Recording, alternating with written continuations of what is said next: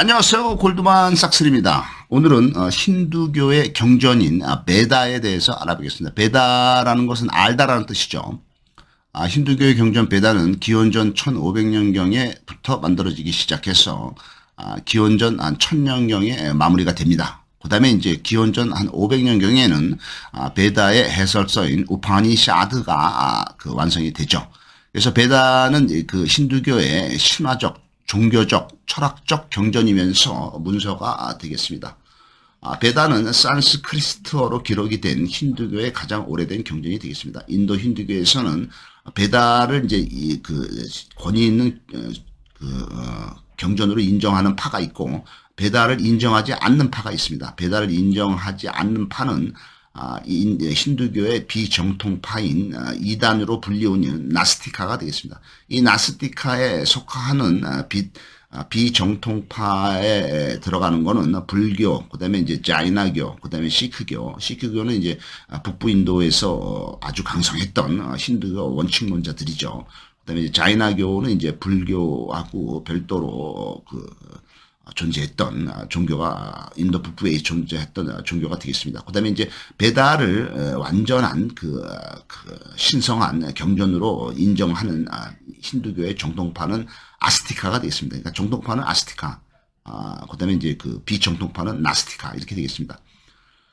그래서 이제 베다는 알다라는 뜻이고요. 그다음에 힌두교는 베다가 4개의 베다 경전이 있습니다. 그 4개의 베다 경전은 뚜리아를 중심으로 해서 형성이 되어 있습니다. 그 다음에 이제 4개의 경전이 뭐냐 하면은 리그베다, 그 다음에 이제 사마베다, 그 다음에 야주르베다, 아타르바베다 이렇게 있습니다. 그 중에서도 이제 리그베다가 가장 중심이 되겠죠.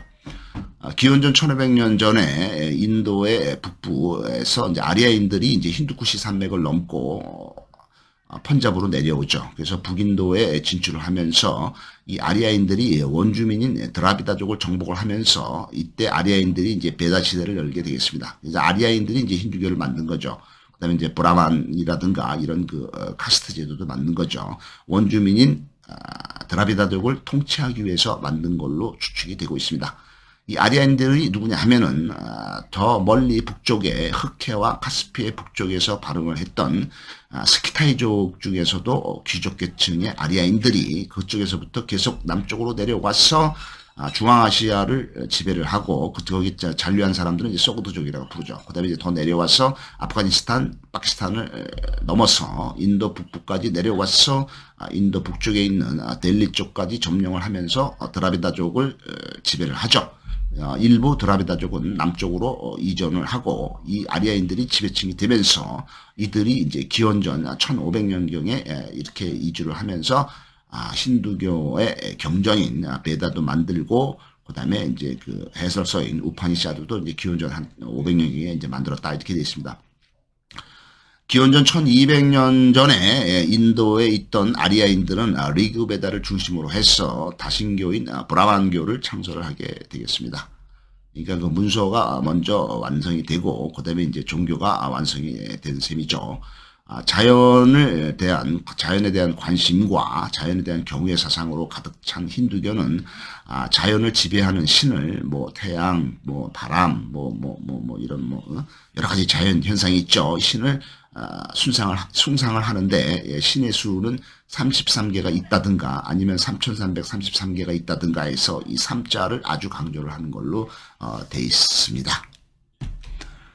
기원전 1000년경에는 기원전 1500년에 이제 1500년 전에 리그베다가 형성한 후에 500년이 지난 후에 기원전 1000년경에는 사마베다, 야주르베다, 아타르바베다가 형성이 되겠습니다. 인도 사람들은 인도 북부의 야무나강과 겐지스강으로 이동을 해서 농경과 목축의 평화로운 시대를 보내게 되겠습니다. 야무르강이 어디 있느냐?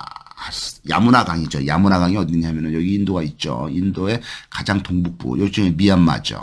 그다음에 여기 동북부, 여기 벵골만이고 여기 위에가 이제 지금 방글라데시가 되겠죠. 여기 이제 방글라데시 위에가 바로 부탄의 이쪽에 이제 네팔이에요. 여기 부탄 있네요. 부탄, 네팔. 그다음에 이제 여기가 이제 방글라데시가 되겠죠. 근데 이쪽에 여기 이제 인도에 콜카타가 있고요.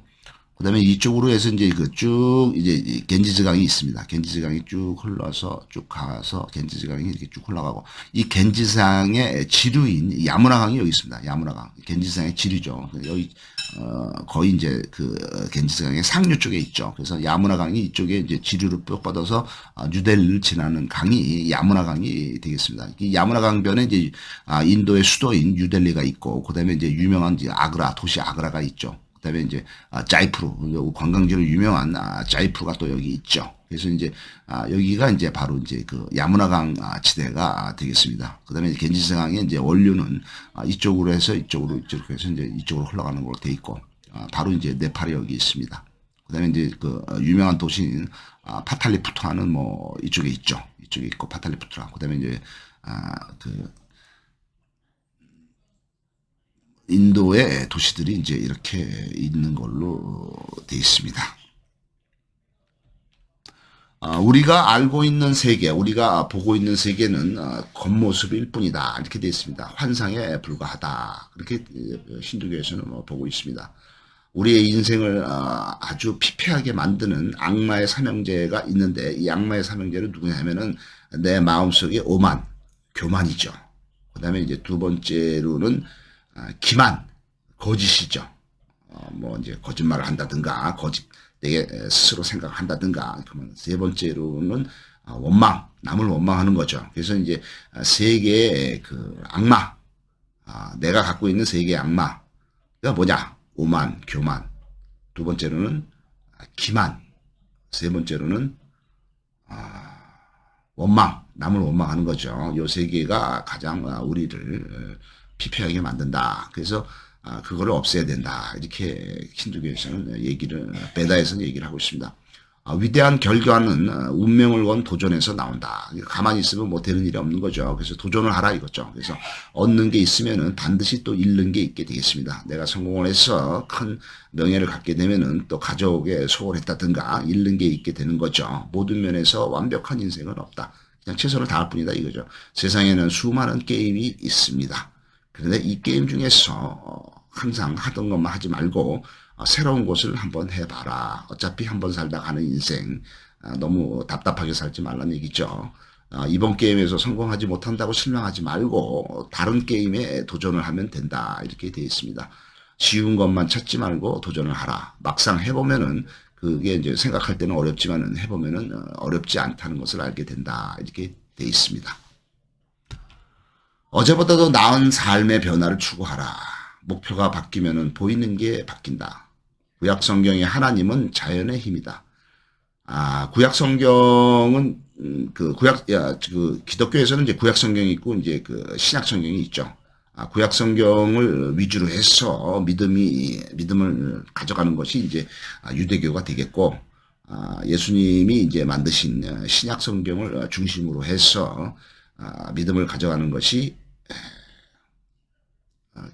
기독교가 되겠죠. 그래서 이제 기독교 천주교가 이제 신약 성경 위주고 그 전에 이제 그 구약 성경 위주가 이제 그 유대교라든가 천주교가 되겠죠.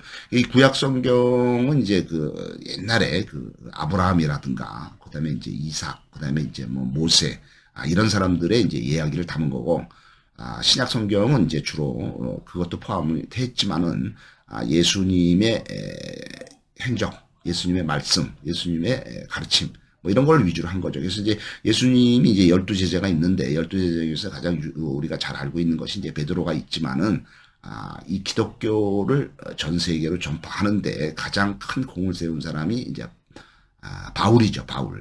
바울이죠. 바울이 전 세계의 기독교 전파에 가장 혁혁한 세움을 세웠죠. 그래서 예수님이 이제 기독교를 하셨지만은 바울이 없었다면 기독교가 그렇게 많이 전파가 되지 못했을 것이다. 이런 평가가 나오고 있습니다. 그래서 이제 구약 성경의 하나님은 아주 무서운 하나님이죠. 냉혹하고 비판적이고 예측 불가한 자연인을 이제 하나님으로 본 거죠. 그렇지만은 신약 성경의 하나님은 자비롭고 인자하고 그다음에 이제 사랑으로 가득 찬 하나님이 이제 신약 성경에 새로 규정되는 하나님이라고 볼 수가 있겠습니다.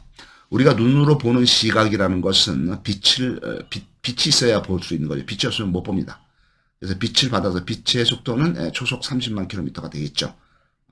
여기 이제 지구에서부터 저기 달까지의 거리가 38만 킬로미터입니다.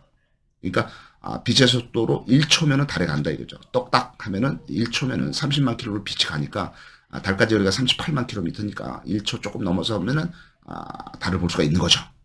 그 다음에 이제 태양은 하도 멀죠. 태양까지의 거리는 달까지의 거리가 이제 38만 킬로미터인데 비해서 태양까지의 거리는 1억 5천만 킬로미터나 됩니다. 엄청 멀리 있죠.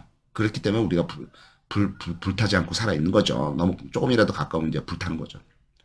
태양까지 거리가 1억 5천만 킬로이기 때문에 태양까지 빛이 가는 속도는 8분이 걸리겠습니다. 달까지는 1초, 태양까지는 8분.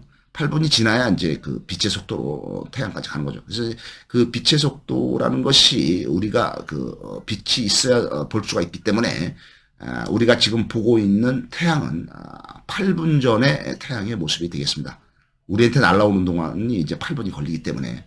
그렇지만 달은 우리가 보는 것이 지금 보고 있는 달이 1초 전에 달의 모습이 되겠습니다. 그러니까 우리가 지금 보고 있는 것은 모두 다 과거의 모습이 되겠습니다. 우리가 앞에 있는 사람을 볼 때 지금 뭐 본다고 생각을 하겠죠. 눈에 보이니까 지금 같은 시간이라고 보겠지만은 우리가 앞에 있는 사람을 볼 때는 달을 보는 게 이제 1초 전에 달의 모습이기 때문에 우리가 앞에 있는 사람의 모습은 0.00003초 전 뭐 이런 정도가 되겠죠. 그러니까 아주 미세한 과거의 모습을 보는 겁니다. 그래서 우리는 과거를 보고 있다. 지금 보고 있는 모든 것들은 다 과거의 모습이다. 뭐 비록 1초가 안 되는 0.00005초의 과거라 하더라도 과거는 과거입니다. 태양은 8분 전의 과거의 모습입니다. 그래서 어떻든 빛이 없으면 우리가 볼 수가 없습니다. 우리 이제 빛이 이제 우리 눈으로 들어오면은 눈에서 이제 그 감각기관이 이제 빛을 캐치를 해서 이것이 이제 그 전기 신호로 바뀌는 거죠. 우리가 살고 있는 거는 우리도 이제 전기 신호와 화학 신호로 살아가고 있는 겁니다. 그러니까 우리 몸속에서 일어나는 모든 활동은 호르몬 그다음에 이제 효소 그다음에 여러 가지 우리가 에너지를 만들죠. 우리 몸에서 만드는 에너지 ATP라고 그러는데 이런 거 만드는 게 전부 다 전기 작용과 화학 작용입니다. 우리가 생각을 한다든가 잠을 잔다든가 팔을 움직인다든가 이런 거 모든 행동이라든가 생각이 모두 다 전기 작용과 화학 작용의 결과가 되겠습니다.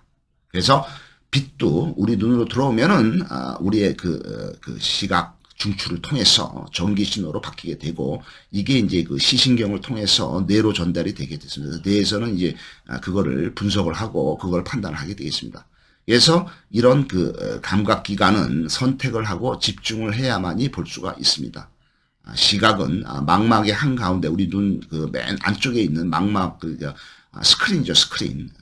영화관에 가면 스크린이 있듯이 그 스크린의 가장 가운데에 있는 황반이라는 데가 있습니다. 이 황반이라는 데에 초점이 맞추어지면서 무슨 모양이 그림이 형성이 되죠. 볼 수가 있는 거죠. 스크린상에 어떤 그 그림이 나오면은 그거를 이제 또 전기 신호로 바꿔가지고 우리 뇌의 맨 뒤에 그 후두엽이 있습니다. 맨 뒤에 후두엽에 있는 그 시각 중추 이쪽으로 보냅니다.